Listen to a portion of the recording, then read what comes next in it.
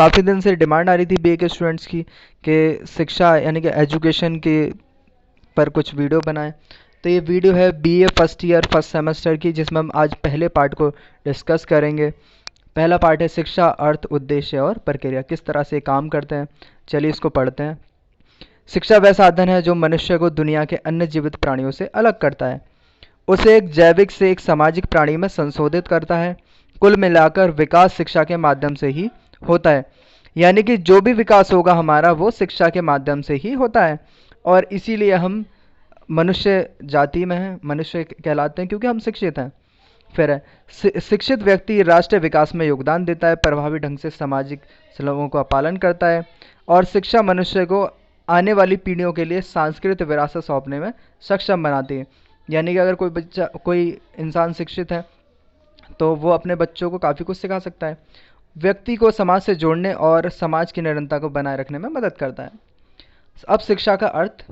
शिक्षा शब्द जो संस्कृत के शिक्ष धातु से लिया गया है, जिसका अर्थ होता है सीखना या सिखाना। और अंग्रेजी में बोलें तो अंग्रेजी में एजुकेशन बोलते हैं, एजुकेशन। तो इसमें एजुकेयर और एडुकेयर, इसका मतलब होता है प्रशिक्षण करना या शिक्षित करना। ए का अर्थ अंदर से, डी को का अर्थ आगे बढ़ना। यानी कि शिक्षा का अर्थ हुआ हमारा आंतरिक शक्तियों को बाहर की ओर रोशन करना या निकालना।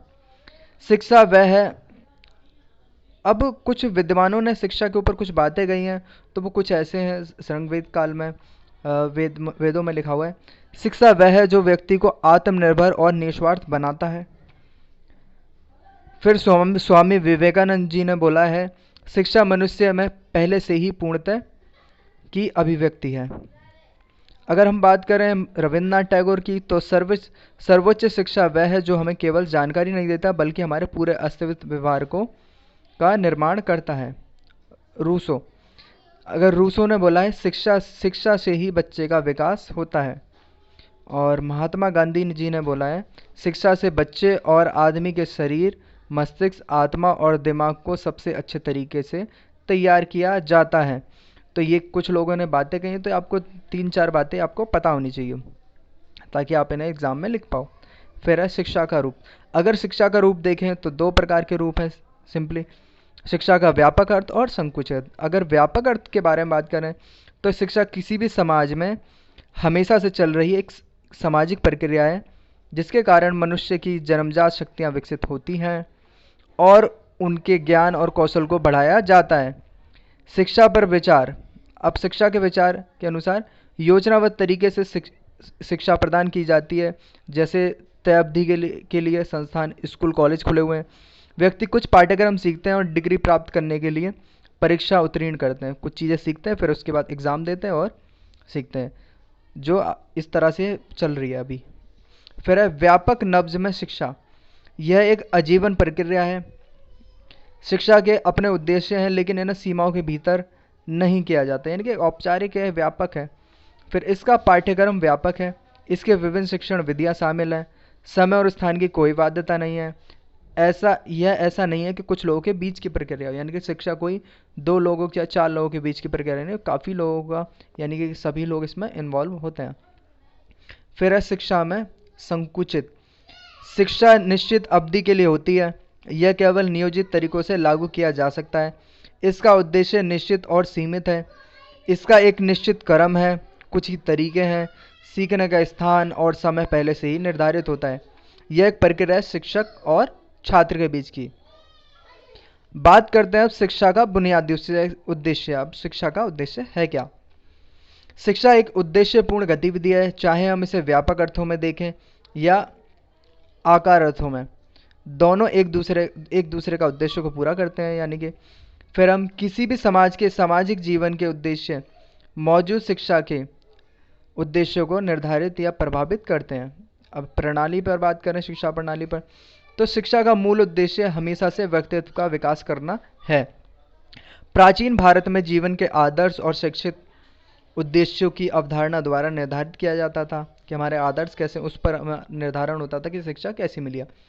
शिक्षा के प्रमुख उद्देश्य के अंदर धर्म, जीवन और समाज का मुख्य विवेकान था। अब मध्यकालीन युग की बात करें, मध्यकाल में क्या होता? सभ्य धर्म केंद्रित था और शिक्षा विशुद्ध रूप से पुरोहित थी। यानी कि ज़्यादातर पुरोहित लोग ही इससे शिक्षित होते थे। अंग्रेजों के आने के साथ साथ हमारी स्वदेशी शिक्षा प्रणाली उखड़ गई और पश्चिमी शिक्षा प्रणाली में बदल गई। यानी कि जब अंग्रेज आए तो हमारी शिक्षा प्रणाली की जगह अंग्रेजों ने अपनी प्रणाली चला दी। फिर अंग्रेजों द्वारा शुरू की गई शिक्षा की प्रचलित प्रणाली और इसे बदलने के लिए कई कदम उठाए गए। इस समय के दौरान कई समितियां और आयोग भी स्थापित किए गए हैं।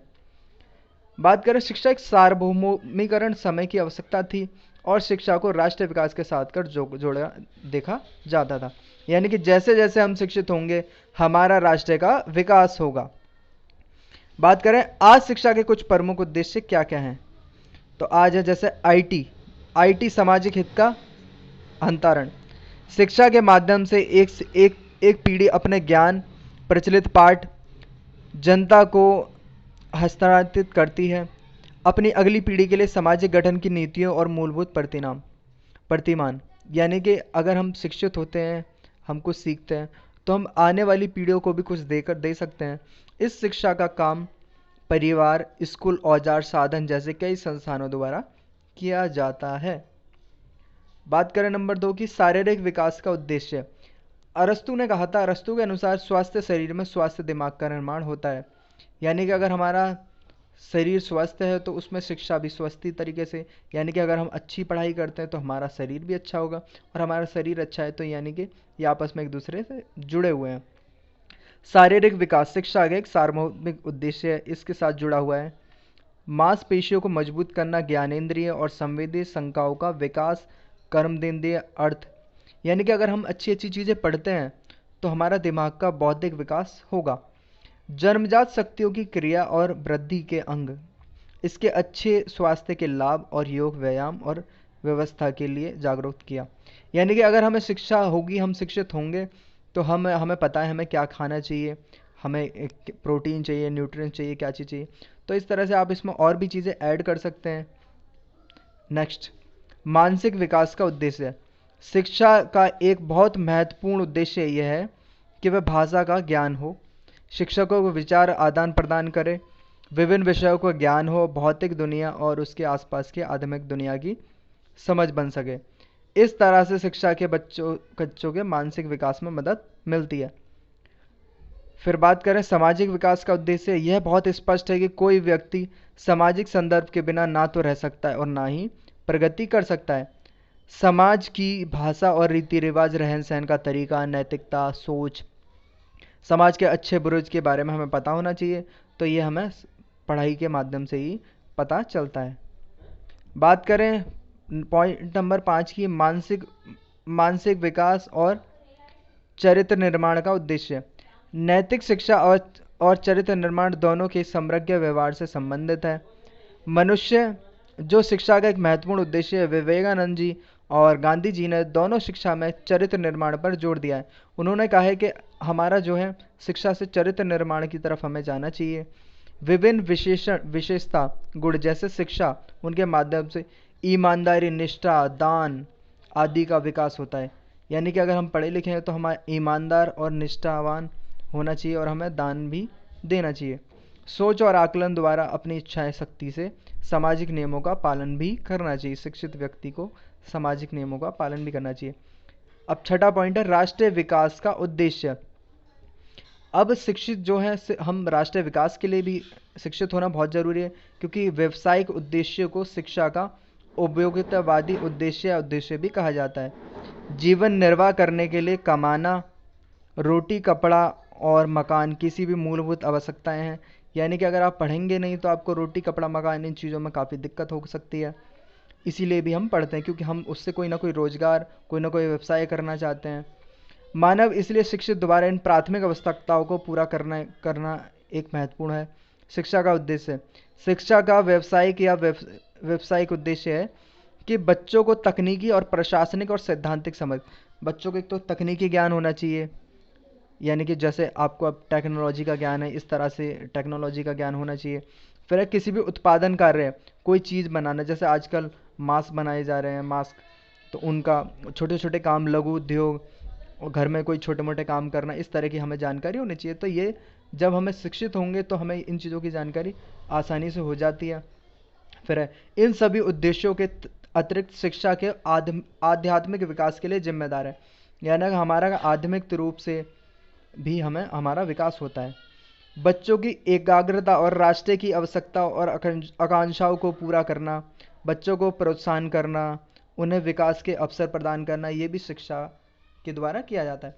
बच्चों को गुण जैसे सोचना, लेखन या बोलने की प्रक्रिया, जीवन जीने की कला, सामुदायिक जीवन, समर्थन, सहिष्णुता भावना, देशभक्ति, विकास, अन्य सामाजिक पैटर्न और रचनाएं, योजनाएं, तो ये सब हमें शिक्षा के द्वारा आती हैं।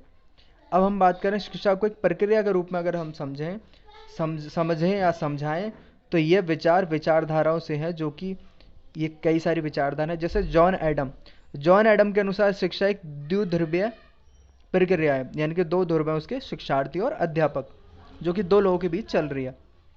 दूसरी ओर रॉयबर्न के अनुसार शिक्षा को तीन ध्रुव माना गया है, जिसमें बोला गया है कि शिक्षा के तीन ध्रुव में छात्र शिक्षण और पाठ्यक्रम।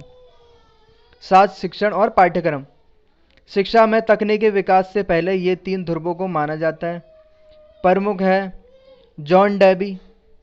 शिक्षा को विकास की प्रक्रिया के रूप में देख सकते हैं हम, और उनके अनुसार शिक्षा के मुख्य रूप से दो पहलू हैं, मनोवैज्ञानिक और समाजशास्त्रीय। शिक्षण, अब अगर हम बात करें इस ओवरऑल इसकी, जो हमने अब तक पढ़ा, हमने पढ़ा शिक्षा क्या है, फिर उसके बाद हमने पढ़ा शिक्षा के अर्थ क्या है, कहाँ से निकला गया है, फिर हमने पढ़ा कुछ लोगों के विचार, जैसे महात्मा गांधी ने क्या कहा, विवेकानंद जी ने क्या कहा। फिर उसके बाद शिक्षा के बुनियादी उद्देश्य क्या हैं, लगभग हमने 6 उद्देश्यों के बारे में पढ़ा। फिर कुछ विचार, जैसे जॉन एडम का विचार क्या है कि 2 ध्रुवीय 3 ध्रुवीय, इस तरह से हमने अभी तक ये पढ़ लिया है। उसके बाद आगे पढ़ें, इस तरह से आप इसको रिवाइज भी कर सकते हैं, ठीक है। फिर हम आगे पढ़ें शिक्षण अधिगम प्रक्रिया, कि ये क्या प्रक्रिया है।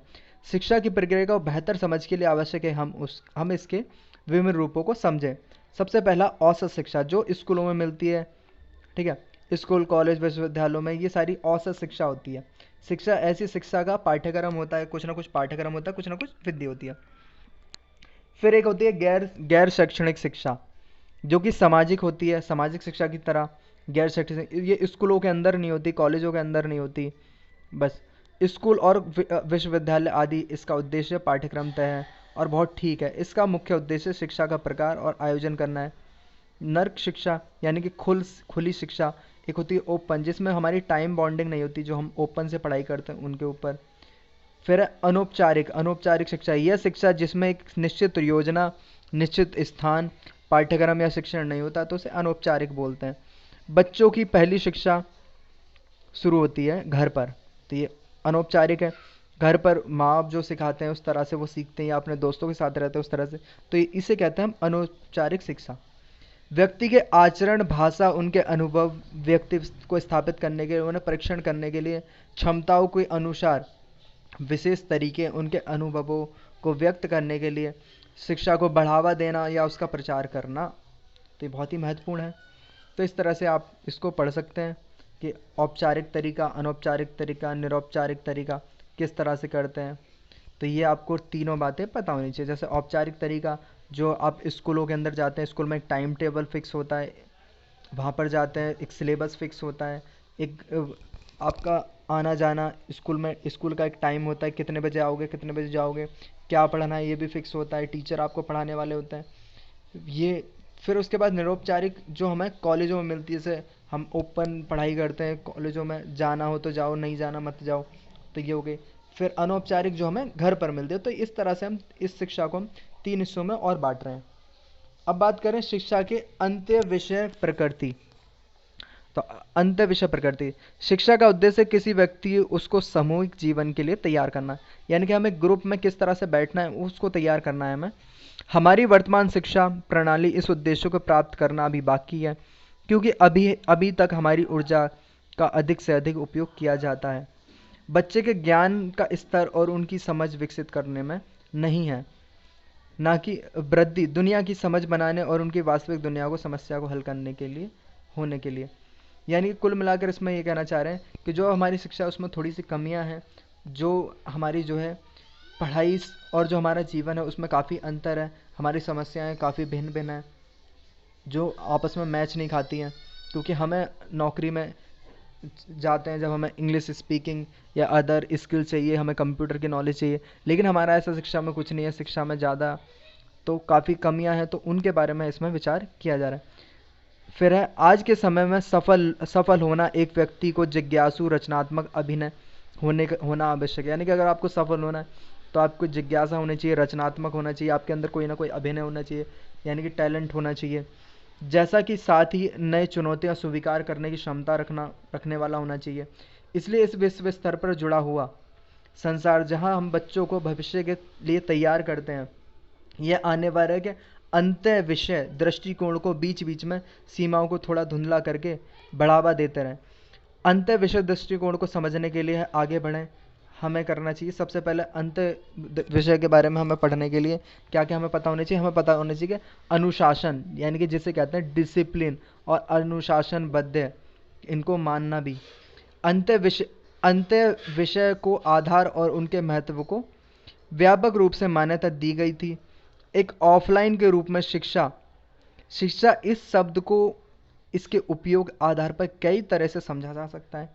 आमतौर पर 3 तरीके से, जैसे ज्ञान, प्रक्रिया और विषय। एकेडमिक अनुशासन के संदर्भ में बात की जाए तो शिक्षा को लिया गया है, जैसे एकेडमिक जो हमारी पढ़ाई होती है तो वो एक सिस्टमेटिक तरीका होता है, डिसिप्लिन होता है वहाँ पर। फिर अध्ययन के एक क्षेत्र के रूप में व्यक्तियों को दोबारा इसमें उन्हें शिक्षक बनाने के लिए तैयार किया जाता है और बनाया भी जाता है। फिर बात करते हैं तो शिक्षण सीखने के लिए विभिन्न पहलू क्या क्या है, हमें क्या होना चाहिए। तो शिक्षा में आमतौर पर अपने स्वयं की संरचित और सुव्यवस्थित सेटिंग होती है। ज्ञान, इसके अपने विशेष ज्ञान के आधार पर अनुसंधान उद्देश्य है। क्या पढ़ना है, कैसे पढ़ना है, क्यों पढ़ना है, ये सब हमें पता होना चाहिए और इस सब को हम सीखते हैं। फिर है शिक्षा सिद्धांत और सैद्धांतिक ज्ञान के विशिष्ट नियम। सामान की सामग्री, शिक्षा के अध्ययन को बहु विषय कहा जाता है, क्योंकि शिक्षा में बहुत सारे कोई विषय नहीं होते, काफ़ी सारे विषय होते हैं। यानी कि काफ़ी कोई फिक्स नहीं है कि शिक्षा एक लिमिटेड है, नहीं, शिक्षा बहुत है, तो इसे बहु विषय कहा जाता है। शिक्षा के अपने सिद्धांत और सिद्धांत अवधारणाएं हैं, अपने सिद्धांत है, कुछ अवधारणाएं, व्यवस्थाएं। प्रभावी रूप से संचित ज्ञान, इसके अंदर काफ़ी ज्ञान है। दार्शनिक सिद्धांत, समाजशास्त्र शामिल है। सिद्धांत या मनोवैज्ञानिक सिद्धांत की बात करें तो एक प्रक्रिया के रूप में शिक्षा मानव अस्तित्व के रूप में पुरानी है, लेकिन शिक्षा के क्षेत्र में के रूप में यह शिक्षा अभी भी है, जो कि विकसित हो रही है। समय समय के साथ साथ हमारी शिक्षा में विकास भी हो रहा है। जब हम शिक्षा के अंत विषय के प्रकृति के रूप में क्या बात कर रहे हैं, संदर्भ क्या है समझने में, आज की आदर्श दुनिया में हमारी सामाजिक जीवन की अधिकांश समस्याएं जटिल समस्याएं हैं, इसलिए यह बन जाता है। किसी एक विषय द्वारा उस समस्या को समझना या हल करना बहुत मुश्किल है, इसीलिए हमें शिक्षा के अंत विषय की जानकारी होनी चाहिए। लेकिन हमें इस बारे में सोचने की ज़रूरत है कि शिक्षा का उपयोग कई समाजशास्त्रियों ने समाज और समाजीकरण को समझने के लिए किया गया है। इससे पहले कि यह अध्ययन के लिए एक स्थापित क्षेत्र के रूप में आया था, प्राचीन काल से कई समाजशास्त्री थे जो सामाजिक प्रक्रिया और समाजीकरण को समझने के लिए उस समय की शिक्षा प्रणाली को लेकर हम अब भी शिक्षा की समस्याओं और विभिन्न सामाजिक उद्देश्यों को पूरा करने के लिए महत्वपूर्ण होना आवश्यक है, दोनों के बीच समन्वय करना। इसलिए यदि हम विषय अपने व्यक्तिगत समस्याओं को हल करने के लिए एक दूसरे के साथ अपना ज्ञान साझा करें, यानी कुल मिलाकर लास्ट के पैराग्राफ में आपको बताया गया है कि अगर हमें शिक्षा और आगे लेकर जाना है तो हम लोगों को अपने विचारों का आदान प्रदान करना चाहिए। तो एक बार इसको थोड़ा सा क्विकली रिवाइज कर देते हैं, लगभग 2-3 मिनट में इसको फटाफट रिवाइज कर देते हैं ताकि आपको और अच्छी तरह समझ में आ जाए। ठीक है, तो एक बार दोबारा मैं आपको ये बता देता हूँ क्या है। तो शिक्षा के उद्देश्य, शिक्षा क्या है? शिक्षा हमें जीव जंतुओं से अलग करती है, पहला पॉइंट तो ये है। फिर आपको सेकंड बात ये लिखनी है कि शिक्षा जो है शिक्षा धातु से ली गई है, संस्कृत शब्द से, अंग्रेजी से ली गई, उनके मतलब क्या है वो बात। फिर आपको बताना है कि जो कुछ हमारे जैसे रविन्द्रनाथ टैगोर हैं, महात्मा गांधी जी हैं, स्वामी विवेकानंद है, इन्होंने क्या क्या इनके बारे में लिखा है आपको ये बताना है। फिर आपको शिक्षा के व्यापक रूप और संकुचित रूप के बारे में आपको थोड़ी थोड़ी चर्चा करनी है।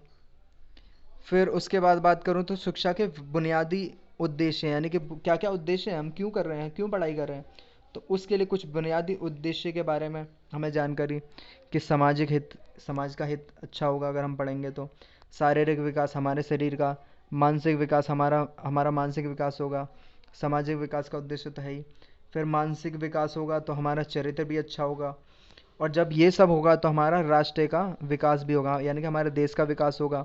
हम कोई अपना बिजनेस खोलेंगे, उससे अर्निंग करेंगे तो हमारा राष्ट्र, फिर टैक्स देंगे तो हमारे राष्ट्र का विकास होगा, और अपना तो होगा ही।